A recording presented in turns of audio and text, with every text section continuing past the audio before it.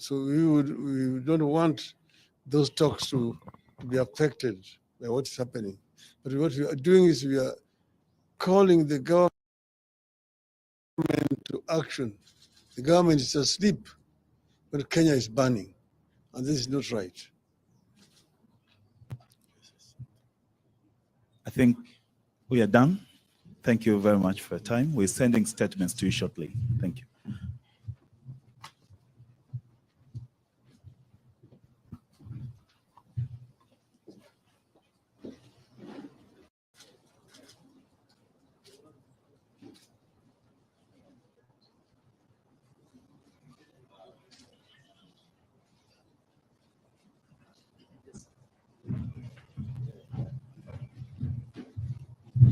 You guys understand? Yeah.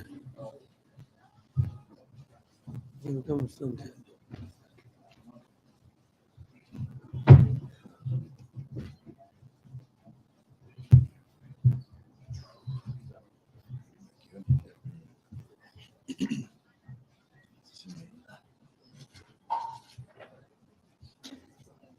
You ready? You ready?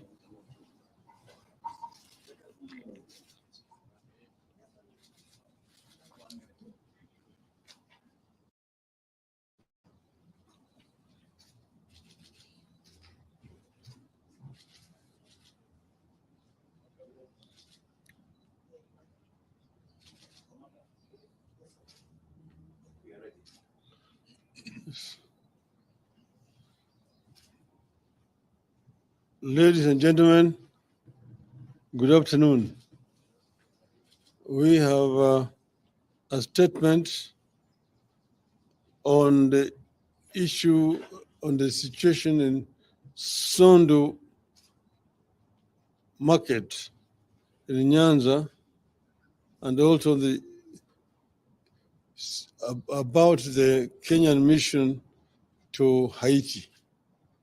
This statement is going to be read on our behalf by Honorable In Omarwa.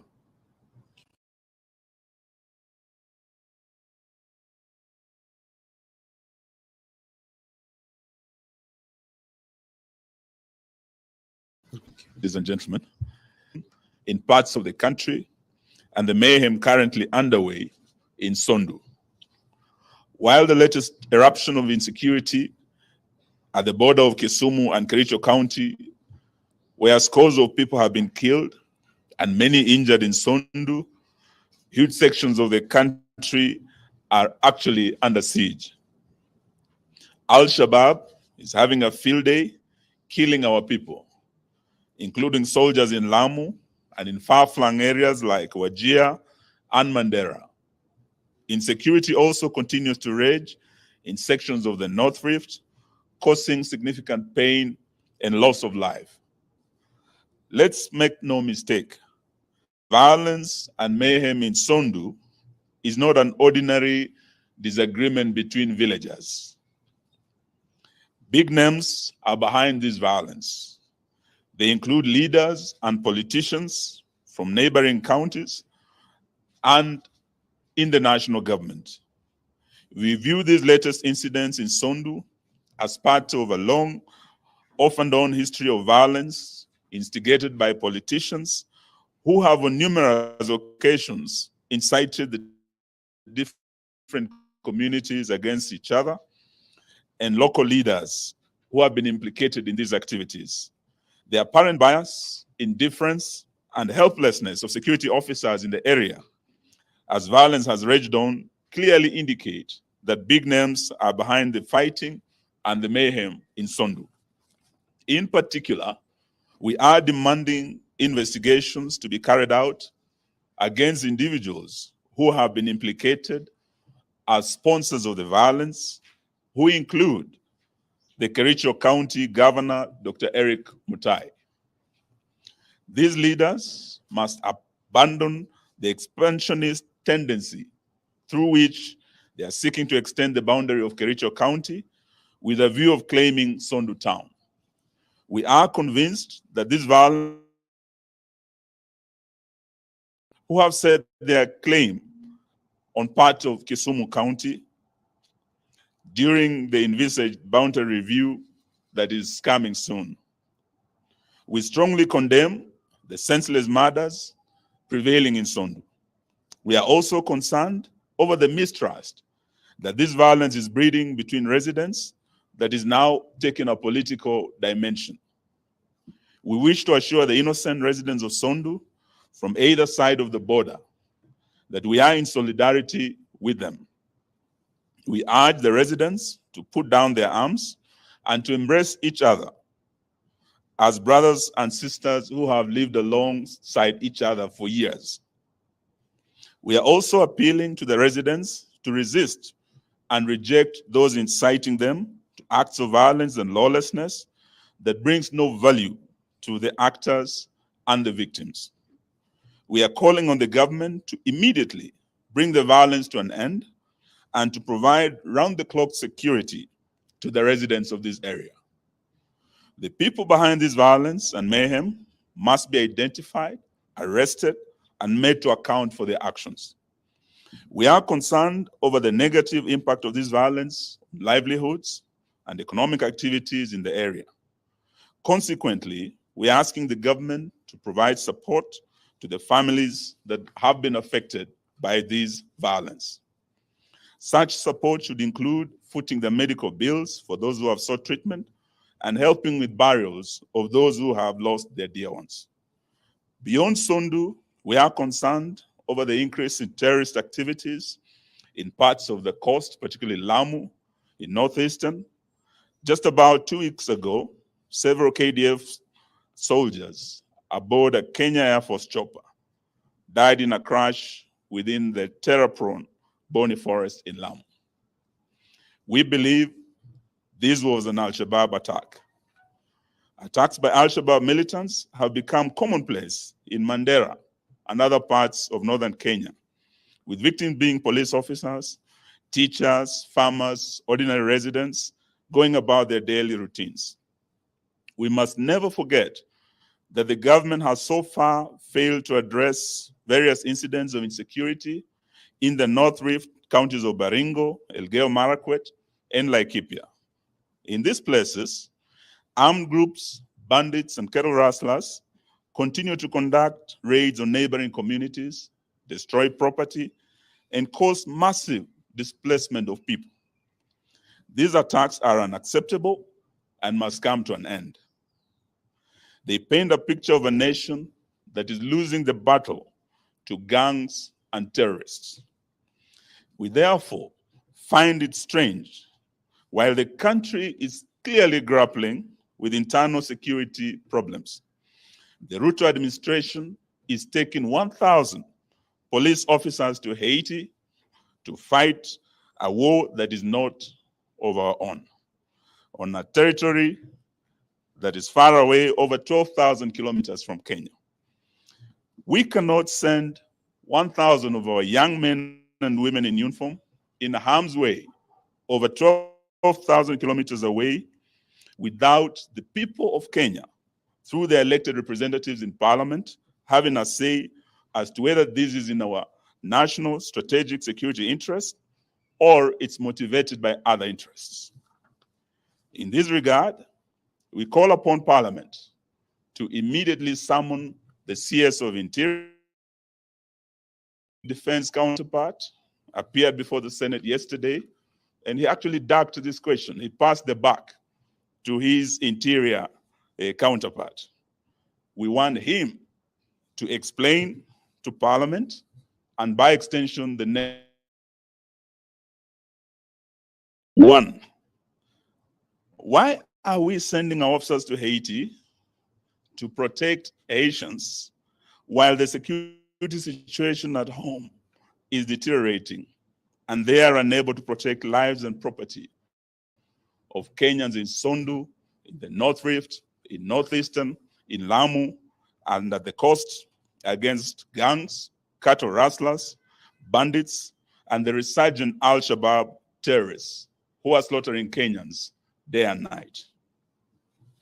2, why deploy our police while the issue of Kenyan police brutality, particularly in the recent anti-tax protests, which witnessed excessive use of force, killings, and gross violation of human rights, where 72 Kenyans lost their lives through police bullets and thousands were wounded, and the matter is still live before the National Dialogue Committee at Bomas, which was sanctioned by Parliament. Some matters are before our courts, and some matters are still being considered by the Police Reform Task Force. 3, won't this be tantamount to exporting police brutality and abuse of human rights to our Black Haitian brothers and sisters who are also protesting the illegitimacy of their president, just the way Kenyans were protesting and were clobbered by the same police? 4, Kenya has an impeccable liberation and Pan-Africanist credentials and ties to the liberation movements in the Caribbean and all over the world. Wouldn't sending our officers to Haiti, not at the request of our Black Haitian brothers and sisters, but at the request of their president, whose legitimacy has been questioned by his people? Wouldn't sending officers to Haiti taint our Pan-Africanist ties to the Caribbean? Whose heroes? Some of them, when you walk on the streets of Nairobi, we have our roads named after them. Garvey, Du Bois, Makonnen, Padmore. All these were Caribbean leaders who, with our founding fathers, through the liberation movement, had ties. And now we are going to fight other people's wars. 5, are our police, most of whom can't speak French or Creole, which is the local language there, well prepared to undertake this high-risk mission in a completely different terrain? Are they properly prepared to go on this mission? Or is Ruto ready to sacrifice the innocent blood of Kenyans for American dollars or for international recognition? These are questions Kenyans are asking. We are therefore urging that Ruto must stabilize and secure Kenya first before thinking of sending our security people to what clearly looks like a mission impossible in a faraway country with whom we didn't have diplomatic ties until recently. We call on Parliament to demand oversight on this matter with a view of protecting the young men and women in uniform who are about to be taken to Haiti for a war that is not ours, and at a time when we need them back home to take care of their fellow Kenyans. As a country, we are actually under-policed. As you know, the recommended UN ratio, citizen to police ratio, is 1 to 400. In Kenya, we don't have enough police officers. Our ratio is 1 to over 1,000. We have immediate neighbors to Haiti, like America, that has a surplus. We don't even have enough. So these are some of the issues we want the people's representatives to summon the CS and on behalf of the people of Kenya to question the Haiti deal. Thank you, ladies and gentlemen. Unless you have some questions. Yes. Yes, we can take some questions.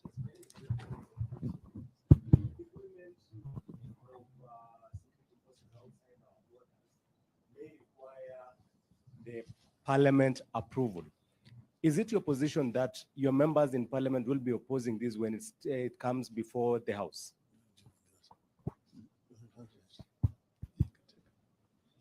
Well, as you know, generally, deployment of forces outside the borders requires parliamentary approval.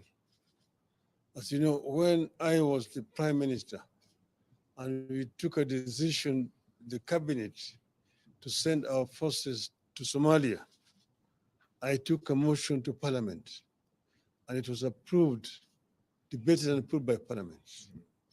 Now, this is a similar case. We are sending out our troops or forces outside our borders. It must be approved by Parliament. Just like the defense treaty that has been signed between our government and the government of the United States must also be taken to Parliament and approved.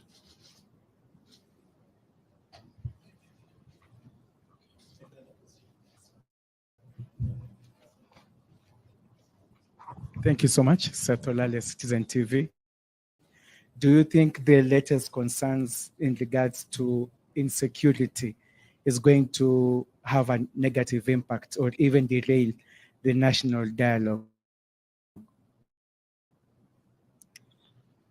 Well, the insecurity in the country is a matter of great national concern, everybody. We cannot just sit and watch as innocent Kenyans are being butchered in their homes.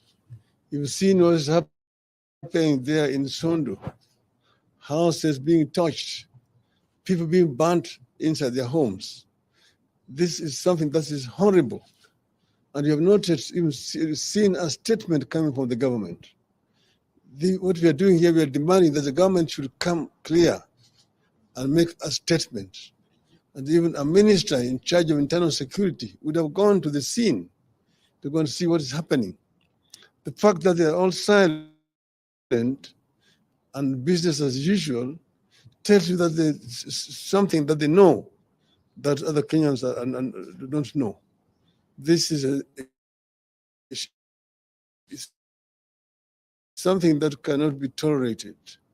I have now reached another stage where they are going to now be debating the material that they have before them. So we don't want those talks to be affected by what is happening. But what we are doing is we are calling the government to